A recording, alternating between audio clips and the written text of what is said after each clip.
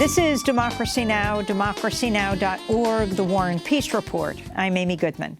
Today, we spend the hour with the legendary activist and scholar Angela Davis, professor emerita at the University of California, Santa Cruz. For more than 4 decades, Davis has been one of the most influential activists and intellectuals in the United States. An icon of the Black liberation movement, Angela Davis's work around issues of gender, race, class, and prisons has influenced critical thought and social movements across several generations.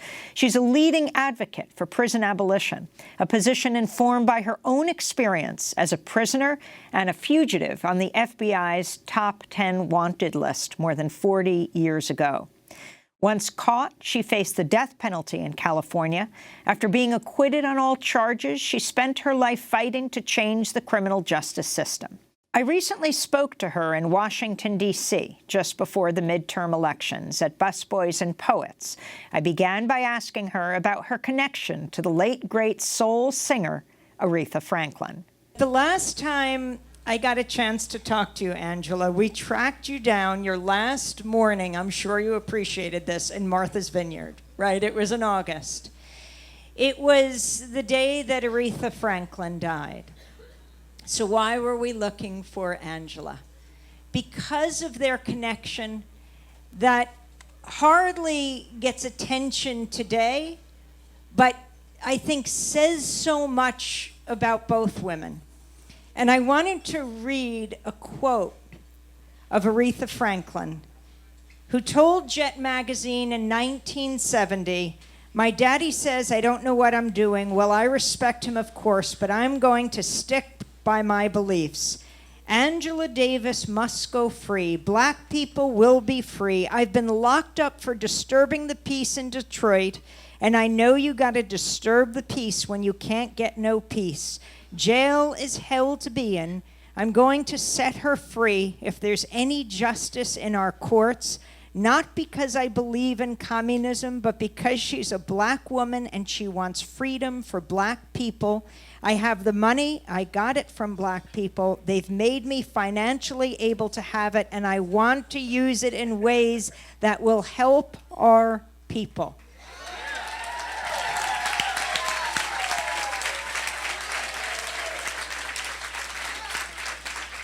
What did that mean to you at the time? Aretha Franklin saying, "I want you free." I was in jail at the time, of course, and when I learned about it, it was one of the most moving moments I experienced during that time because, of course, Aretha had already provided the soundtrack of our lives, you know? And I was just, so moved and so uplifted that that she was willing to pay my bail. But I should tell you, bail hadn't been set at that time. It's an interesting story. I was charged with 3 capital offenses, every single one of which was unbailable. And so at that time, I had some arguments with people who were organizing, who wanted to do a bail movement. And I'm sitting in jail, and I said, "But I'm ineligible for bail. What's the point?" But they proved me wrong, and people all over the world signed petitions. And then eventually, interestingly enough, the state of California temporarily abolished the death penalty.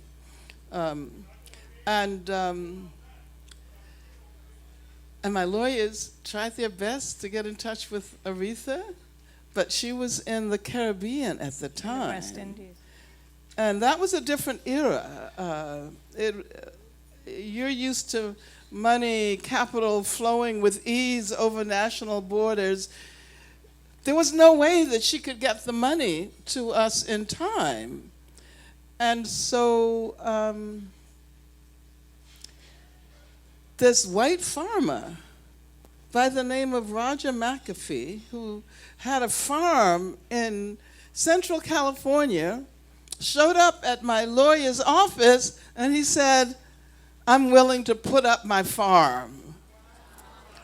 And And the thing is, had I not gotten out at that moment, I wouldn't have gotten out on bail, because immediately the Supreme Court ruled that all capital offenses that were previously ineligible for bail would remain ineligible. And so there was this tiny window, and Aretha, by publicly announcing that she was going to pay my bail, made everybody listen. And so I like to think that it was Aretha, who bailed me out, and she did. We have a terrible problem in this country, even with all of the media, with all of the channels.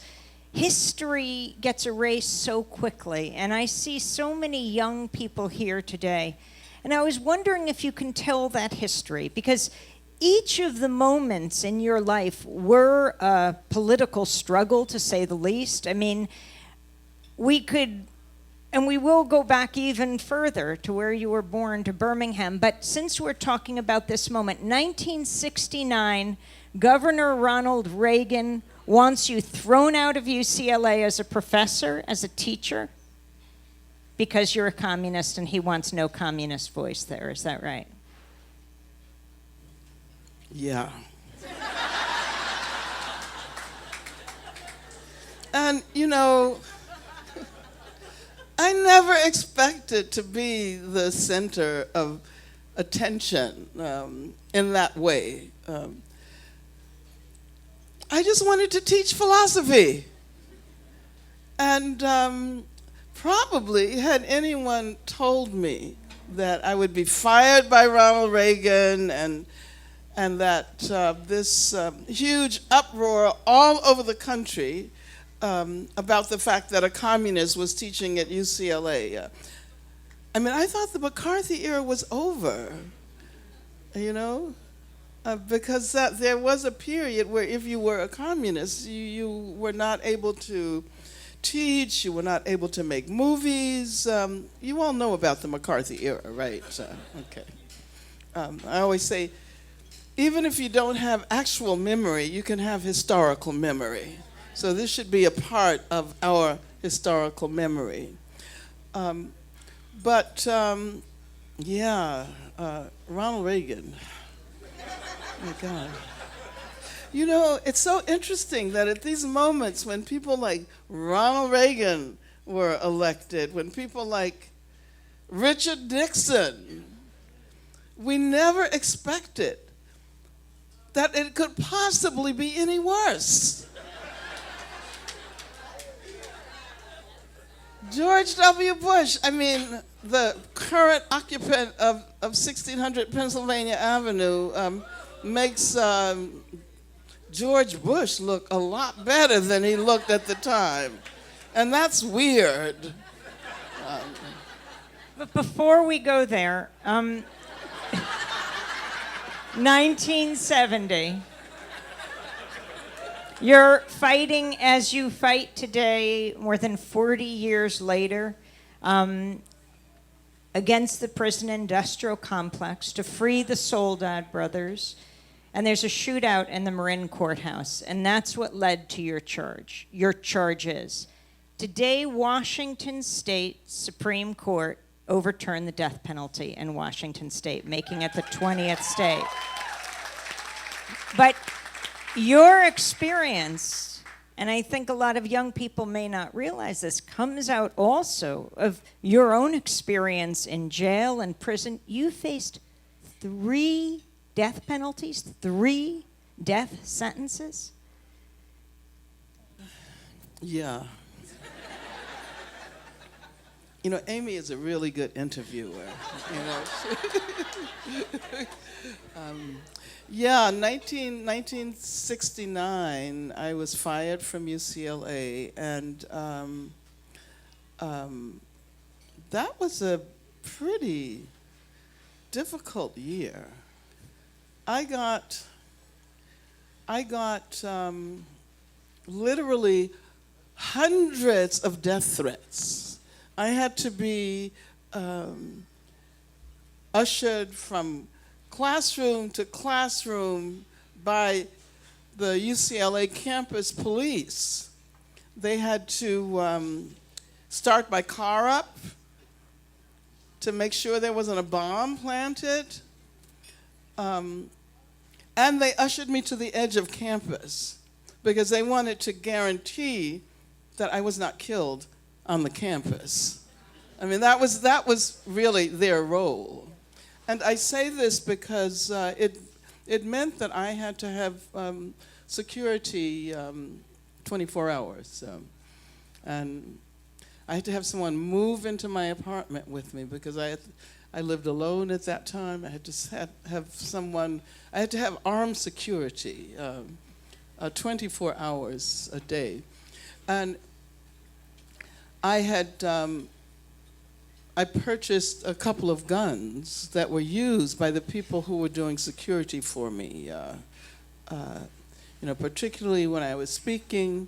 I should say that around the same time, we learned about the case of the Soledad brothers, George Jackson, John Cloutier, Fleda Drumgo, and began to do organizing in Southern California. There was a committee in Northern California to free the Soledad brothers. We created a committee in Southern California.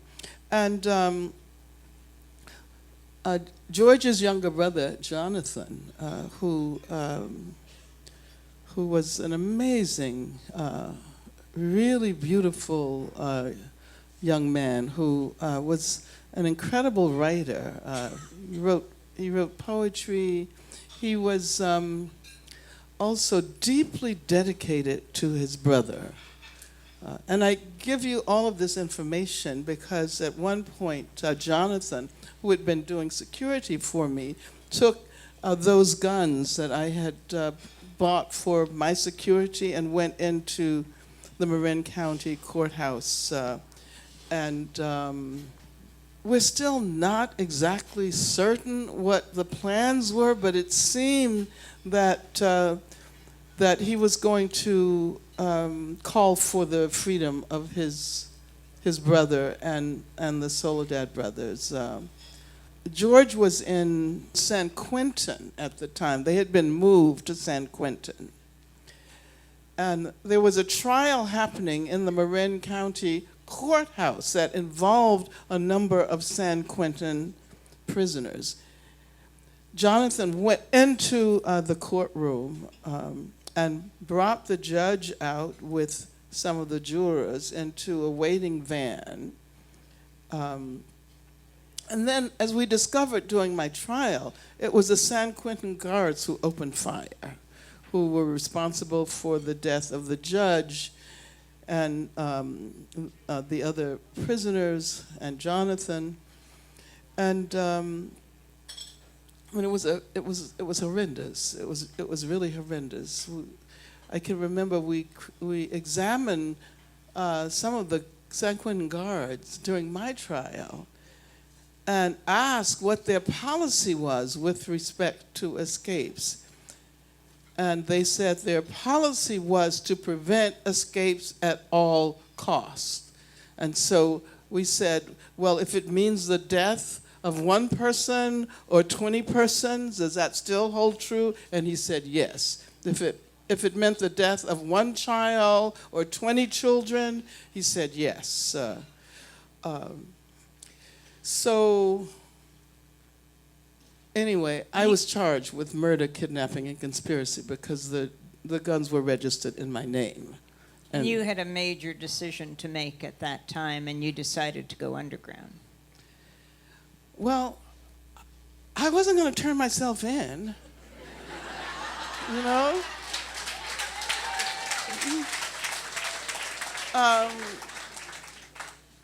I mean, we were all very much aware of what had happened to Lil Bobby Hutton, an 18-year-old member of the Black Panther Party, when he tried to surrender to police and was killed. And it was really interesting, an interview, a study was done, a poll was taken of people in Los Angeles, in black communities. And the question was whether they thought that was doing the right thing by leaving. And it was like 90% said yes, because they knew the Los Angeles Police Department. And they knew how many people had been killed by the police department. So, you know, it never even crossed my mind to turn myself in at that time. I was thinking that you know, maybe at a more auspicious moment, you know, maybe if organizing were done, and I mean, I didn't get to do that because the FBI caught up with me, and I was actually captured by the FBI, which was another story. But In New York. yeah, I was in New York. Well, I was actually running from the FBI because, you know, people have this romantic idea about what it means to be underground. But, you know, in a sense, I was almost relieved because every time I saw a white man in a suit, I assumed it was the FBI. And if I had stayed underground any longer, I probably would have had a heart attack. So It's almost exactly 48 years ago, 1970. It was October that they got you, right? And put you at Bedford Women's Prison. Is that right? One of the places you were held downtown in the Village in New York City? yeah, it was a women's house of detention in Greenwich Village, yeah. Yeah, they took me, first they took me to the FBI's office. I mean, well, I'm having to go back in my memory, 48 years. And I remember being on the elevator and knowing that they had found us. I was traveling with a man by the who was actually really amazing, and he ended up being arrested, David Poindexter, and he finally beat the case. But I remember we were going up to the hotel room, and I remember thinking that this is it. I could sense that it was going to happen. And as soon as we got up to the floor, they grabbed me, they grabbed him, they snatched, I had a wig because I was in disguise, they snatched my wig off, and only time I've ever worn a wig in my life.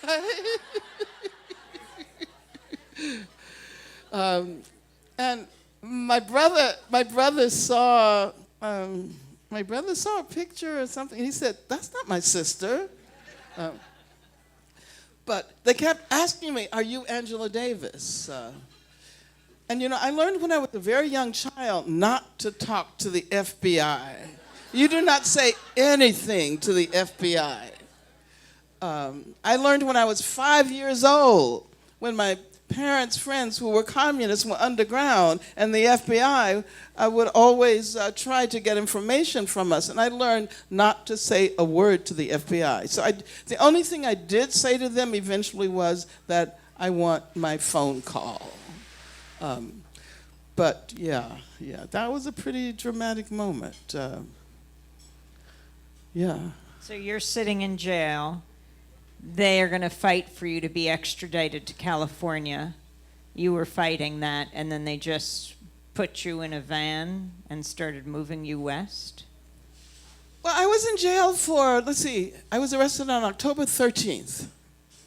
And I was in jail until November. So there are lots of stories that happened at the Women's House of Detention, really important stories, because I think I learned there. It was the only time I was ever in general population, because my lawyers fought for me to be removed from solitary confinement. So I did have contact with the women there, and we did actually, as a matter of fact, we did organizing around bail. And it's so interesting that 50 years later, that remains the issue. And so there were people on the outside, and it was great that the jail was in Greenwich Village because people could just gather outside and you could talk to them out of the windows.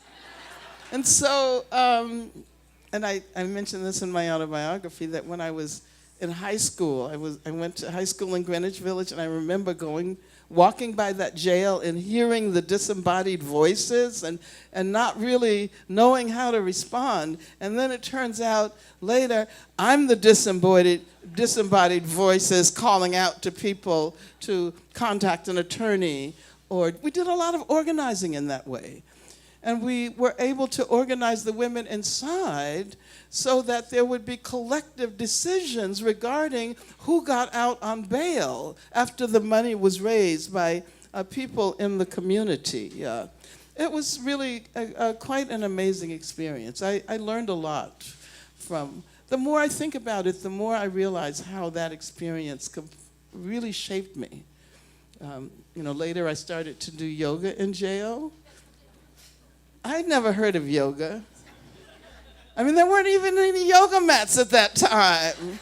There was no such thing as a yoga industry, but I developed a yoga practice when I was there. I learned a lot from the women. I learned about the need for self-care, and yeah. Vegetarianism? Oh, yeah, I became a vegetarian. Not because I wanted to at that time. I'm sorry. I'm vegan now, so this is a conscious decision. That was not a conscious decision. That was because the meat had maggots in it and was so bad that I told them I did not eat meat.